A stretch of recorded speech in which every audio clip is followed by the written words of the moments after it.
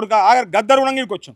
గద్దరు సచ్చే ముందల 10 రోజులు వచ్చారు. ఇప్పుడు మీరు ఏం చేయాలంటే గద్దరు దగ్గర 2 గన్మెన్లు ఉంటారు. ఆ గన్మెన్లను తీసుకోండి. పోయినరా మీరు బుధాన పొడుకు రాజేందర్ రెడ్డి ఓనాడు రాజన్న నేను ఆనందానికి వస్తున్నాడు కదా నేను నీకేం పంచాయతీ కేసీఆర్తో అరే పంచాయతీ కాదు నా భూమి గుంజుకోవాలి ఆ స్కూల్ ఉంది కదా మహాబోధి అది గుంజుకోవాలనుకుంటున్నాడు దాన్ని బుధానం అంటుండాలి.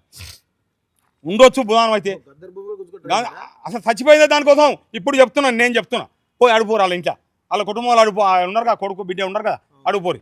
ఎందుకంటే ఇక్కడికి వచ్చిండు రాజన్న అన్నం తెప్పి నాకు ఆకలి అవుతుంది షుగర్ ఉందని ఒక ఇన్సులిన్ తీసుకున్నాడు వచ్చిండు కూర్చున్నాడు వరుసగా 10 రోజులు వచ్చిండు గదన 10 రోజులు వస్తే గన్మెన్లు వచ్చారు. గన్మెన్లో కూడా అన్నం పెట్టినా నేను అందరికి పెట్టినంత అడిగితేనన్నా నువ్వు అది ఏం చేయమంటావు అంటే ఎంఆర్ ఒక లెటర్ అంటే మా రాజేష్ సారే ఒక లెటర్ రాసిచ్చిండు. ఇది ఆల్రెడీ ఇప్పుడు ఇది స్కూల్ నడుస్తుంది కాబట్టి చట్ట ప్రకారం ఉండొచ్చు నా స్కూల్ బిల్ అయినా కానీ గద్దరు భయం పోయి ఆడ కేసీఆర్ అదే పోయి మాట్లాడదాం దీనికోసమే ఆయనకేం పని ఆయనతోని ఆయన పదవడికి పోయిండా ఎమ్మెల్యే గానికి పోయిండా ఎంపీ గానికి పోయిండా కాదు కదా.